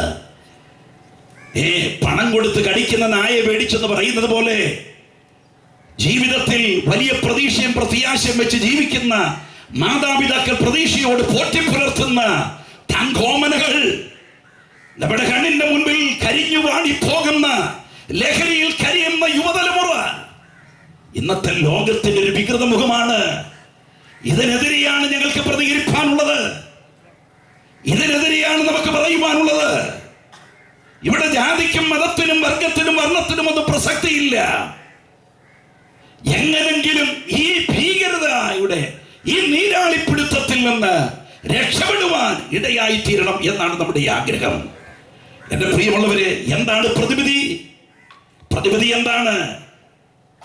ഇതിനെതിരെയുള്ള സർക്കാർ തലത്തിലുള്ള ബോധവൽക്കരണ ക്യാമ്പുകൾ, ബോധവൽക്കരണ സെമിനാറുകൾ സ്കൂളുകൾ തുടങ്ങി, കോളേജുകൾ തുടങ്ങി നടന്നു വരികയാണ്. ഇല്ലെന്ന് പറയുന്നില്ല. ഡി അഡിക്ഷൻ സെന്ററുകൾ വർദ്ധിച്ചു വരികയാണ്. പ്രശ്നങ്ങൾ ഇവിടെ കൊണ്ടൊന്നും തീരുന്നില്ലല്ലോ, പ്രശ്നങ്ങൾ വർദ്ധിച്ചു വരുന്നതല്ല ഉള്ളൂ. ഹലോ, വളരെ ശ്രദ്ധിക്കേണ്ട ഭാഗമാണിത്. എന്താണ് പ്രതിവിധി? മയക്കുമരുന്നിന് അടിമപ്പെട്ട ജീവിതം തകർന്ന് മദ്യാസക്തിയിലായി തീർന്ന വ്യക്തിക്ക് എന്താണ് ഇതിൽ നിന്നുള്ള ഈ ലഹരിയിൽ നിന്നുള്ള വിമോചനം? നിങ്ങൾ നേർച്ച കാഴ്ചകൾ കഴിച്ചതുകൊണ്ട് പരിഹാരമാകുമോ? നിങ്ങൾ മന്ത്രവാദം ചെയ്തതുകൊണ്ട് പ്രശ്നം പരിഹരിക്കുമോ? ഏലസുകൾ ജപിച്ചു കെട്ടിയതുകൊണ്ട് പ്രശ്നം തീരുമോ? എവിടെ തീർത്ഥാടനം നടത്തിയാലും ഈ പ്രശ്നത്തിന് പരിഹാരമുണ്ടാകുമോ? സ്നേഹിതരെ, ഇല്ല, ഇല്ലവേ ഇല്ല. പിന്നെ എന്താണ് ഈ പ്രശ്നത്തിന്റെ പരിഹാരം? ഇന്ത്യൻ പ്രസിഡന്റായിരുന്ന ഡോക്ടർ രാധാകൃഷ്ണൻ ഒരിക്കൽ പ്രകാരം പറഞ്ഞു, മുടിഗോളങ്ങളെയും ഒരു മനുഷ്യ ഹൃദയത്തിൽ നിറച്ചാലും പിന്നെയും ഒരു ശൂന്യത ബോധം അവരിൽ അവശേഷിക്കും. ഈശ്വര സാക്ഷാത്കാരം കൊണ്ട് മാത്രമേ അത് പരിഹരിക്കാൻ കഴിയുകയുള്ളൂ. അബ്രഹാന്റെ വാക്കുകൾക്ക് വലിയ പ്രസക്തിയുണ്ട്. മദ്യപിച്ചുകൊണ്ട് മയക്കുമരുന്നിന് അടിമപ്പെട്ടുകൊണ്ട് ഹിന്ദുവായ നിങ്ങൾ ഒരിക്കലും ക്ഷേത്രത്തിൽ നമസ്കാരത്തിന് പോകുകയില്ല. മദ്യപാനിയായ ഒരു വ്യക്തി മദ്യപിച്ചുകൊണ്ട് ഒരിക്കലും മുസ്ലിമായ ഒരു സ്നേഹിതൻ അവൻ നിസ്കാരത്തിന് അവരുടെ പള്ളിയിൽ പോകാറില്ല. ക്രിസ്ത്യാനിയായ ഒരു വിശ്വാസി ഒരിക്കലും മദ്യപിച്ചുകൊണ്ട് പള്ളിയിൽ അവർ കുർബാന എടുക്കാൻ പോകുകയില്ല. എന്താ കാര്യം? ഒരുപക്ഷെ അതിന് മുൻപോ പിൻപോ കുടിച്ചിരിക്കുക. എന്തുകൊണ്ട് മദ്യപിച്ചുകൊണ്ട് പള്ളിയിൽ പോകുന്നില്ല? എന്തുകൊണ്ട് മദ്യപിച്ചുകൊണ്ട് അമ്പലത്തിൽ പോകുന്നില്ല? എന്തുകൊണ്ട് മദ്യപിച്ചുകൊണ്ട് മോസ്കിൽ പോകുന്നില്ല? കാരണം ഈശ്വരൻ അത് ഇഷ്ടമല്ലെന്നൊരു ചിന്ത. അതാണ് കാര്യം. ഈശ്വരൻ അത് ഇഷ്ടമല്ലെന്നൊരു ചിന്ത. അങ്ങനെങ്കിൽ വിശുദ്ധ ബൈബിൾ വളരെ വ്യക്തമായി പഠിപ്പിക്കുന്നു. അപ്പോസ്തല പ്രവൃത്തികൾ 17-ാം അധ്യായം 24-25 വാക്യങ്ങൾ ഇവിടെ വായിച്ചു കേൾപ്പിക്കുമ്പോൾ ദയവായി എന്റെ പ്രിയമുള്ളവർ ശ്രദ്ധിക്കണം. ലോകവും അതിലുള്ളതും ഉണ്ടാക്കിയ ദൈവം സ്വർഗത്തിനും ഭൂമിക്കും നാഥനാകൊണ്ട് കൈപ്പണിയായ ക്ഷേത്രങ്ങളിൽ വാസം ചെയ്യുന്നില്ല. മനുഷ്യന്റെ കൈപ്പണിയായ ക്ഷേത്രങ്ങളിൽ വാസം ചെയ്യുന്നില്ല എന്ന് പറഞ്ഞാൽ അതിന്റെ അർത്ഥം മറ്റൊന്നുമല്ല. അമ്പലത്തിലും പള്ളിയിലും മോസ്കിലും മദ്യപിച്ചുകൊണ്ട് ഒരു വ്യക്തി പോകാതിരിക്കുന്നതിന്റെ കാരണം ഈശ്വര ചിന്തയാണ്. ഈശ്വരൻ അവിടെ ഉണ്ടെന്നുള്ള ബോധ്യം. എന്നാൽ വിശുദ്ധ ബൈബിൾ പഠിപ്പിക്കുന്നു, മനുഷ്യന്റെ കൈപ്പടിയായ അമ്പരചുംബികളായ ക്ഷേത്രങ്ങളിലല്ല ദൈവം വസിക്കുന്നത്. മനുഷ്യന്റെ കൈപ്പടിയായ ക്ഷേത്രങ്ങളിലല്ല ദൈവം വാസം ചെയ്യുന്നത്. ജീവനുള്ള ദൈവം വസിക്കുവാൻ ആഗ്രഹിക്കുന്നത് ജീവനുള്ള ആലയങ്ങളിലാണ്. അതാരാണ്? വീണ്ടും തിരുവെടുത്ത് പഠിപ്പിക്കുന്നു, നിങ്ങൾ ദൈവത്തിന്റെ മന്ദിരമെന്നും ദൈവത്തിന്റെ ആത്മാവ് നിങ്ങളിൽ വസിക്കുന്നു എന്നും അറിയുന്നില്ലയോ? ദൈവത്തിന്റെ മന്ദിരം വിശുദ്ധമല്ലോ. ദൈവത്തിന്റെ മന്ദിരത്തെ നശിപ്പിക്കുന്നവനെ ദൈവം നശിപ്പിക്കും എന്ന് പറഞ്ഞാൽ ജീവനുള്ള ദൈവം വസിപ്പാൻ ആഗ്രഹിക്കുന്നത് ജീവനുള്ള ആലയങ്ങളിലാണ്. അത് മനുഷ്യനാണ്. മനുഷ്യന്റെ ഗാത്രം ദൈവത്തിന്റെ ക്ഷേത്രമാണ്. സർവശക്തനായ, സർവജ്ഞാനിയായ, സർവവ്യാപിയായ ഈ മഹാദൈവത്തെ മനുഷ്യന്റെ കൈപ്പടിയായി എവിടെങ്കിലും ഒതുക്കിയിരുത്തുവാൻ കഴിയുമോ? ഈ മഹാദൈവത്തെ നമുക്ക് എവിടെ ഒരുക്കിയിരുത്തുവാൻ കഴിയും? എവിടെ ഒതുക്കിയിരുത്തുവാൻ കഴിയും? അവിടുന്ന് സർവശക്തനാണ്, അവിടുന്ന് സർവജ്ഞാനിയാണ്, അവിടുന്ന് സർവവ്യാപിയാണ്. ഈ മഹാദൈവം വസിക്കുവാൻ ആഗ്രഹിക്കുന്നത് എന്നിലും നിങ്ങളിലുമാണ്. ഇവിടെയാണ് ഈ സന്ദേശത്തിന്റെ പ്രസക്തി. സ്നേഹിത, മദ്യപാനം മൂലം, മയക്കുമരുന്നിന് അടിമപ്പെടുന്നത് മൂലം ദൈവത്തിന്റെ മന്ദിരമാകേണ്ട ശരീരത്തെ നിങ്ങൾ നശിപ്പിക്കുകയാണ്. ബൈബിൾ പഠിപ്പിക്കുന്നു, ദൈവത്തിന്റെ മന്ദിരം വിശുദ്ധമാണ്. ദൈവത്തിന്റെ മന്ദിരത്തെ നശിപ്പിക്കരുത്. ഈ ശരീരം ഇങ്ങനെ നശിപ്പിക്കുവാനുള്ളതല്ല. നിനക്ക് ജീവൻ തന്നത് മാതാപിതാക്കളുടെ ഉദരത്തിൽ, അമ്മയുടെ ഉദരത്തിൽ നീ ഉരുവായി ഈ ലോകത്തിലേക്ക് വരുന്നതിന് മുൻപ് എവിടെ ജനിക്കണമെന്ന് തീരുമാനിക്കാൻ ഒരു തിരഞ്ഞെടുപ്പ് നിനക്കില്ല. ദൈവത്തിന്റെ സൃഷ്ടിയാണ്, ദൈവത്തിന്റെ നിയമനമാണ് നീ എവിടെ ജനിക്കണമെന്നുള്ളത്, നീ എവിടെ പാർക്കണമെന്നുള്ളത്, എവിടെ ആയിരിക്കണമെന്നുള്ളത്. അങ്ങനെങ്കിൽ ജീവിതത്തിന്റെ ഉടമസ്ഥനായ ഒരുവനുണ്ട്. അതിന് കണക്ക് കൊടുക്കേണ്ട ഒരു ദിവസമുണ്ട്. സ്നേഹിത, മറക്കരുത്. മദ്യപാനി ആർക്കും വേണ്ട. മയക്കുമരുന്നിന് അടിമപ്പെട്ട് എല്ലാവരും കൈവിട്ട ഒരു വ്യക്തിയെ സംബന്ധിച്ച് പിന്നെ അവന്റെ മുൻപിലുള്ള ഏക വഴി എന്ന് പറയുന്നത് ആത്മഹത്യയാണ്. സ്നേഹിത, ആത്മഹത്യ പ്രശ്നത്തിന്റെ ഒരു പരിഹാരമല്ല. ആത്മഹത്യ ജീവിതത്തിന്റെ ഒരു ഒളിച്ചോട്ടം മാത്രമാണ്. മരണത്തിനപ്പുറം ഒരു ജീവിതമുണ്ടെന്നറിയുക. എങ്ങനെ ഈ മദ്യാസക്തിയിലായിത്തീർന്ന നിനക്ക് വിടുതൽ പ്രാപിക്കാൻ കഴിയും? മയക്കുമരുന്നിന് അടിമയായിത്തീർന്ന നിനക്ക് എങ്ങനെ രക്ഷപ്പെടുവാൻ കഴിയും? വീണ്ടും ഞാൻ പറയട്ടെ, മതമനുശാസിക്കുന്ന മതാനുഷ്ഠാനങ്ങൾ ചെയ്തതുകൊണ്ട് കാര്യമില്ല. ആചാരാനുഷ്ഠാനങ്ങളിൽ ഇഷ്ടപ്പെട്ട് എവിടെ പോയാൽ പ്രശ്നത്തിന് പരിഹാരമില്ല. ഇതിന് പ്രശ്നത്തിന് പരിഹാരം ഉണ്ടാകണമെങ്കിൽ സൃഷ്ടിതാവായ ദൈവത്തിന്റെ ഹിതം മനസ്സിലാക്കുക. നിങ്ങൾ ജീവനുള്ള ദൈവത്തിന്റെ ആലയമായി തീരുക. ഇതാണ് പരിഹാരം. അതുണ്ടാകണമെങ്കിൽ ആമേൻ, പാപം മൂലം ദൈവത്തിൽ നിന്ന് നമ്മെ അകറ്റിക്കളഞ്ഞ് ആ തിന്മയുടെ സ്വാധീനത്തിൽ നാം രക്ഷപ്പെടേണ്ടിയിരിക്കുന്നു. അതിനുള്ള ഏക പരിഹാര മാർഗമാണ് കർത്താവായ യേശു ക്രിസ്തുവിന്റെ ക്രൂശ് മരണം എന്ന് പറയുന്നത്. വിശുദ്ധ ബൈബിൾ പഠിപ്പിക്കുന്നു, ക്രിസ്തുയേശു പാപികളെ രക്ഷിപ്പാൻ ലോകത്തിൽ വന്നു എന്നുള്ളത് വിശ്വാസ്യവും എല്ലാവരും അംഗീകരിപ്പാൻ യോഗ്യവുമായ വചനം തന്നെയാണ്. സ്നേഹിതര, 33.5 തിരുവയസ്സ് വരെ ഈ ഭൂമിയിൽ ഒരു മനുഷ്യനെ പോലെ ജീവിച്ച് മുടി ലോകത്തിന്റെയും പാപത്തിന്റെ ശിക്ഷാവധി സ്വന്തം ചുമലിൽ ഏറ്റെടുത്ത് ആകാശത്തിന് ഭൂമിക്ക് മധ്യേ പലസ്തീന്റെ നെറുകയിൽ ഗോൽഗത്തയുടെ മലമുകളിൽ കണ്ടാൽ ആളല്ലെന്ന് തോന്നുമാറ് അന്നത്തെ ലോകത്തിന് വിരൂപമായ, അന്നത്തെ ലോകത്തിന് ശാപഗ്രസ്തമായ, നികൃഷ്ടമായ, നിന്ദ്യമായ മരക്കുരിശും ഏന്തി ക്രൂശിതനായി തീർന്ന യേശുവിന്റെ ക്രൂശ് മരണം പാപം മൂലം അധമാവസ്ഥയിലാക്കി തീർന്ന മാനവജാതിയുടെ രക്ഷയ്ക്ക് വേണ്ടിയുള്ള ഏകവും പര്യാപ്തവുമായ പരിഹാര മാർഗമാണ്. മറ്റൊരു തരത്തിൽ രക്ഷയില്ല. നാം രക്ഷിക്കപ്പെടുവാൻ ആകാശത്തിന് കീഴിൽ മനുഷ്യരുടെ ഇടയിൽ നൽകപ്പെട്ട വേറെ ഒരു നാമവുമില്ല. വീണ്ടും തിരുവെടുത്ത് പ്രകാരം വ്യക്തമാക്കുന്നു, ദൈവം ഒരുവനല്ലോ, ദൈവത്തിനും മനുഷ്യർക്കും മധ്യസ്ഥനും ഒരുവൻ, എല്ലാവർക്കും വേണ്ടി തന്റെ ജീവനെ മറുവിലയായി കൊടുത്ത കർത്താവായ യേശു ക്രിസ്തു തന്നെ. സ്നേഹിതരെ, രക്ഷയ്ക്ക് മറ്റൊരു മധ്യസ്ഥന്റെ ആവശ്യമില്ല. അവിടെ ഇവിടെ രക്ഷപ്പെടുവാൻ പോയാൽ പരിഹാരമാകയില്ല.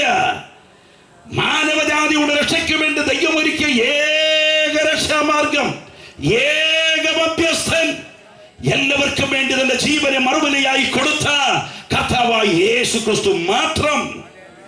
യേശു ക്രിസ്തുവിന്റെ ക്രൂശ് മരണം പാപിയായ ഒരു മനുഷ്യൻ എന്റെ പാപത്തിന്റെ പരിഹാരത്തിനാണെന്ന് സമ്മതിച്ച്, യേശുവേ ഞാനൊരു പാപിയാണ്, എന്റെ പാപത്തിന്റെ പരിഹാരത്തിന് വേണ്ടി അങ്ങ് മരിച്ചു എന്ന് ഞാൻ വിശ്വസിക്കുന്നു, അവിടുത്തെ ഒരു പൈതലാക്കി എന്നെ തീർക്കണമേ, എന്റെ ഈ പാപാവസ്ഥയിൽ എന്നെ രക്ഷിക്കണമേ, ഈ മദ്യാസക്തിയിൽ എന്നെ വിടുവിക്കണമേ. ആര് ഹൃദയംഗമായി യേശുവിനോട് പ്രാർത്ഥിച്ചിട്ടുണ്ടോ അവരുടെ പ്രശ്നത്തിന്മേൽ കർത്താവ് പരിഹാരം നൽകിയിട്ടുണ്ട്. ലിജിയുടെ സാക്ഷ്യം അതല്ലേ? മദ്യാസക്തനായിരുന്ന തന്റെ പിതാവിന് എവിടെ പോയാലും മദ്യപാനത്തിന്റെ പിടിയിൽ നിന്ന് രക്ഷപ്പെടാം. ഒടുവിൽ പ്രാർത്ഥനാലയത്തിൽ വന്ന് അഭിഷക്തന്മാർ തലയിൽ കൈവച്ച് ആ മദ്യപാനിയായ മനുഷ്യന് വേണ്ടി പ്രാർത്ഥിച്ച മാത്രയിൽ ഒരു ദുർഭൂതം മാറിപ്പോകുന്നത് പോലെ ആ മദ്യാസക്തിയിൽ നിന്ന് മനുഷ്യൻ രക്ഷപ്രാപിച്ച് മരിക്കും വരെ പിന്നെ കൈകൊണ്ടത് തൊട്ടിട്ടില്ലെന്നല്ലേ സാക്ഷ്യം. ഇത് വെറുതെയല്ല സ്നേഹിത, ഇത് തൊണ്ടവെട്ടി പ്രസംഗിക്കുന്നത് വെറുതെയല്ല, ഇത് ജീവിക്കുന്ന യാഥാർത്ഥ്യമാണ്. യേശു ജീവിക്കുന്ന യാഥാർത്ഥ്യമാണ്. യേശു പാപിയെ രക്ഷിക്കുന്ന ദൈവമാണ്. നിങ്ങൾക്ക് കഴിയാത്തതിനെ സാധിപ്പിക്കുവാൻ യേശു മതിയായവനാണ്. എത്ര വലിയ പാപത്തിന്റെ പങ്കിലമായ സാഹചര്യങ്ങളിലാണ് നിങ്ങളെങ്കിലും മദ്യത്തിനും മയക്കുമരുന്നിനെ അടിമപ്പെട്ട് ജീവിതം നരകതുല്യമായി കുടുംബത്തിനും സമൂഹത്തിനും വേണ്ടാത്ത വ്യക്തിയായി ആയിരിക്കുന്ന നീ മരിക്കണ്ട, ആത്മഹത്യ ചെയ്യണ്ട. യേശുവിന് നിന്നെ ആവശ്യമുണ്ട്. യേശു നിന്നെ വിളിക്കുകയാണ്. ഈ സന്ധ്യയിൽ കർത്താവിന്റെ ആലോചന മുൻപിൽ യേശുവിനെ ജീവിതത്തിൽ ഹൃദയംഗമായി അംഗീകരിച്ച് ദൈവത്തിന്റെ ഒരു ആലയമായി തീരുവാൻ നിങ്ങൾ നിങ്ങളെ തന്നെ സമർപ്പിക്കുമോ? ആമേൻ. പാപത്തോട് വിട പറയുവാൻ, അശുദ്ധ മാർഗങ്ങളോട് വിട പറയുവാൻ, ദുഷ്ടതയോട് വിട പറയുവാൻ, നിനക്ക് വേണ്ടി മരിച്ച യേശുവിന് വേണ്ടി ജീവിക്കുവാൻ സ്നേഹിത ഈ സന്ധ്യയിൽ നിങ്ങൾ ഒരുക്കപ്പെടുമോ? ഞങ്ങൾ നിങ്ങളുടെ വാക്കുകളുടെ അവസാനിപ്പിക്കാൻ പോകുകയാണ്. അതിനു മുൻപ് അതിവിദൂര ഭാവിയിൽ എത്രയും വേഗം സംഭവിക്കാൻ പോകുന്ന ഒരു വലിയ സംഭവമുണ്ട്. അത് കർത്താവായ യേശു ക്രിസ്തുവിന്റെ മടങ്ങിവരവാണ്. മനുഷ്യവർഗത്തെ പാപത്തിൽ നിന്ന് രക്ഷിക്കുവാൻ, പാപങ്ങൾക്ക് പരിഹാരകരായി ജഡാവതാരമെടുത്ത് ലോകത്തിലേക്ക് വന്ന യേശു തനിക്കായി കാത്തിരിക്കുന്ന തന്റെ വിശുദ്ധന്മാരെ ചേർക്കുവാൻ പാപം കൂടാതെ രണ്ടാമതും പ്രത്യക്ഷനാകുവാൻ പോകുന്നു. യേശു വരുന്നു. ഹല്ലേലൂയ. ഞങ്ങളുടെ സന്ദേശം ഇവിടെ അവസാനിപ്പിക്കുകയാണ്. അവൻ ഈ ആലോചനയുടെ മുൻപാകെ നമ്മെ തന്നെ നമുക്കൊന്ന് സ്വയം പരിശോധന ചെയ്യാം. ഈ സന്ധിയിൽ നിങ്ങളെ സ്നേഹിക്കുന്ന യേശു നിങ്ങളെ മടി വിളിക്കുകയാണ്.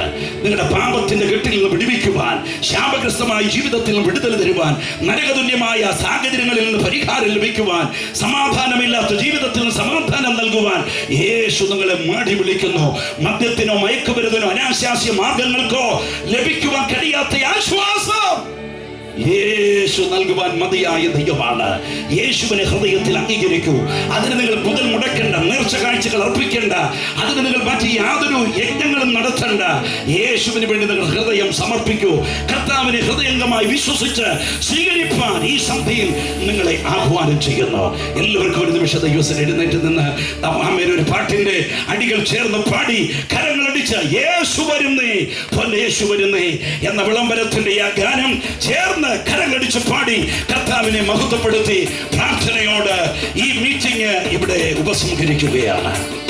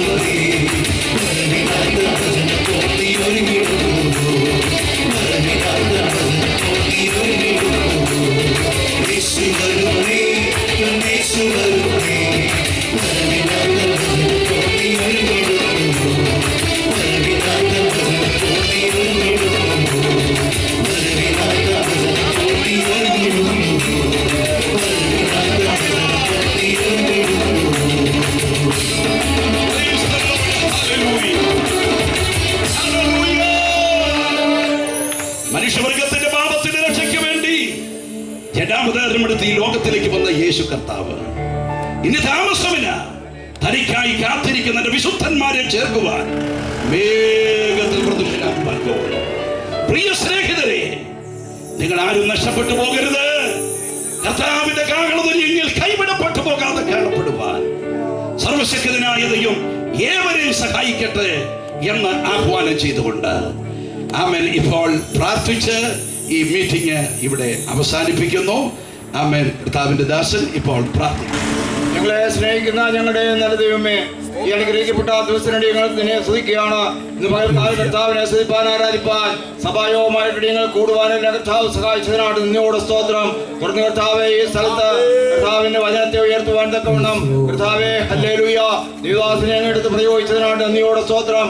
കർത്താവിന്റെ വരവാസന്നമാണെന്ന് അവിടുത്തെ വചനത്തിൽ കൂടി കർത്താവെ ജനത്തെ കേൾപ്പിക്കുവാൻ തക്കവണ്ണം കർത്താവ് ദാസനെ എടുത്ത് പ്രയോഗിച്ചതിനായിട്ട് നന്ദിയോടെ സ്തോത്രം. ഹല്ലേലൂയ കർത്താവെ ഹാലേലൂയ ഹാലേലൂയ. ഒരുത്തനും മറ്റൊരുത്തനും രക്ഷയില്ല. നാം രക്ഷിക്കപ്പെടുവാൻ ആകാശത്തിന്റെ കീഴിൽ ഭൂമിയുടെ മേലെ നൽകപ്പെട്ട വേറൊരു നാമവും ഇല്ല എന്ന് കർത്താവെ അസന്ധിഗ്ധമായിട്ട് ഈ ദേശത്ത് പ്രസ്താവിക്കാൻ തക്കവണ്ണം കർത്താവ് ദാസനെ ഉപയോഗിച്ചതിനായിട്ട് നന്ദിയോടെ സ്തോത്രം.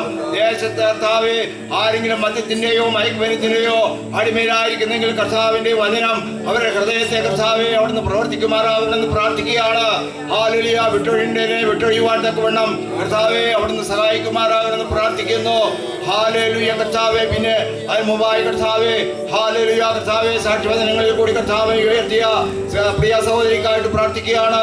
ദാസിയെയും ബലപ്പെടുത്തിയതിനായിട്ട് നന്ദിയോടെ സ്തോത്രം. കർത്താവെ കൂടിയിരിക്കുന്ന എല്ലാവരെയും പേരുപേരായിട്ട് അവിടുത്തെ കരങ്ങളിൽ ഏൽപ്പിച്ച് പ്രാർത്ഥിക്കുകയാണ്. ഇന്നത്തെ കൂടി വരെ വലിയ അനുഗ്രഹമായി തിരുവാൻ കർത്താവ് സഹായിച്ചതിനായിട്ട് നേടിയോ സ്തോത്രം.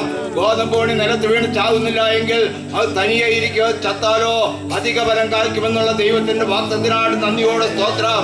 ഹല്ലേലൂയ. ദേശം ഹല്ലേലൂയ വിടിയിക്കപ്പെടുവാൻ സ്വർഗം കൃപ ചെയ്യുമാറാകുമെന്ന് പ്രാർത്ഥിക്കുകയാണ്. അതിനെ കേട്ടവരെല്ലാം കർത്താവെ ചെറിയ തീരുമാനങ്ങൾ എടുക്കുവാൻ കർത്താവെ അവിടുന്ന് സഹായിക്കുമാറാണെന്ന് പ്രാർത്ഥിക്കുകയാണ്.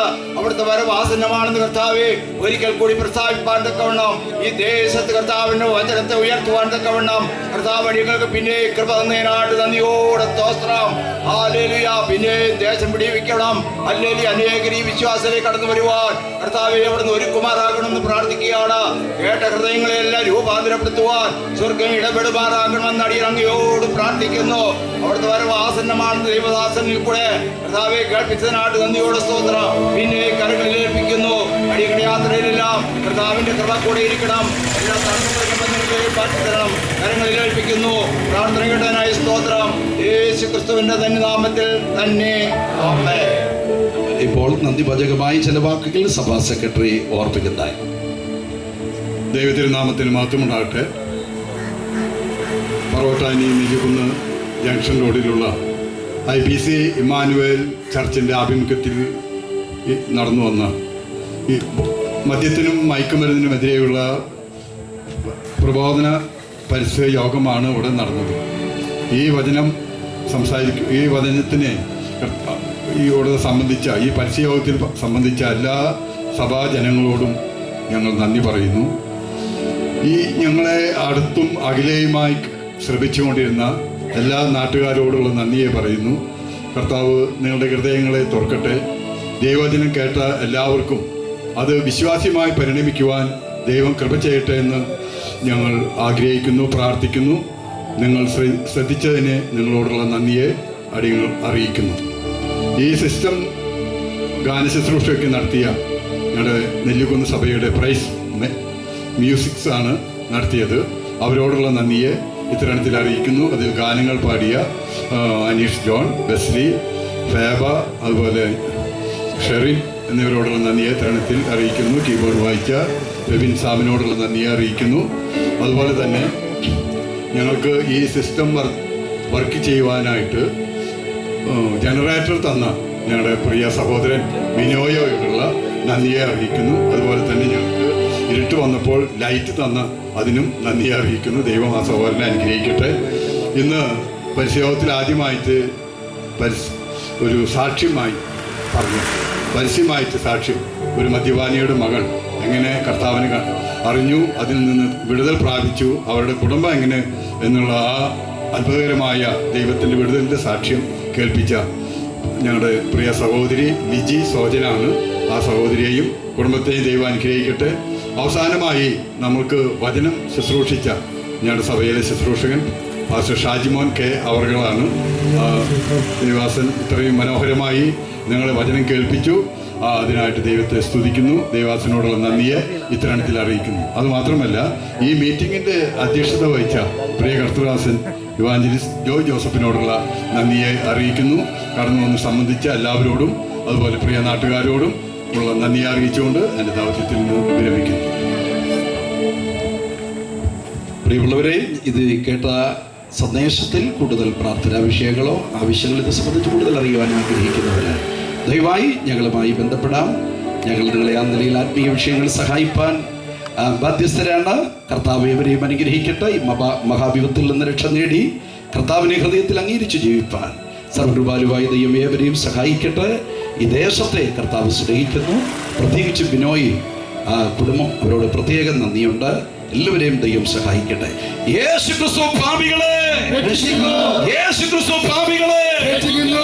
യേശുക്രിസ്തു രോഗികളെ സൗഖ്യമാക്കുന്നു. യേശുക്രിസ്തു രോഗികളെ സൗഖ്യമാക്കുന്നു. യേശുക്രിസ്തു പരിശുദ്ധാത്മാവിനെ യേശുക്രിസ്തു പരിശുദ്ധാത്മാവിനെ യേശുക്രിസ്തു രാജാതി രാജാവ് യേശുക്രിസ്തു രാജാതി രാജാവ് അങ്ങനെ ലോക രക്ഷിതാവ് ഈശോ മശിഹായിക്ക് അങ്ങനെ ലോക രക്ഷിതാവ് ഈശോ മശിഹായിക്ക് വന്നവന് വരുവാനിരിക്കുന്നവരുമായ ഈശോ മശിഹായിക്ക് ആമേൻ. കർത്താവ് യേശുവേ, ആമേൻ. കർത്താവ് യേശുവേ, ഹല്ലേലൂയ, ഹല്ലേലൂയ, ഹല്ലേലൂയ. ഇവരുടെ പരിശുദ്ധാത്മത്രിയേക ദൈവത്തിന്റെ അനുഗ്രഹങ്ങളെ കൂട്ടായ്മയും കാവലും ഓർത്ത് പ്രാർത്ഥിച്ച സമസ്ത വിഷയങ്ങളോട്, സന്ദേശം ശ്രമിച്ച ഏവരോടും, പ്രാർത്ഥിച്ച എല്ലാ കാര്യങ്ങളോടും ഇന്നു മുതൽ എന്നേക്കും കർത്താവിന്റെ മടങ്ങി വരരുണ്ടായിരിക്കുമാറാകട്ടെ.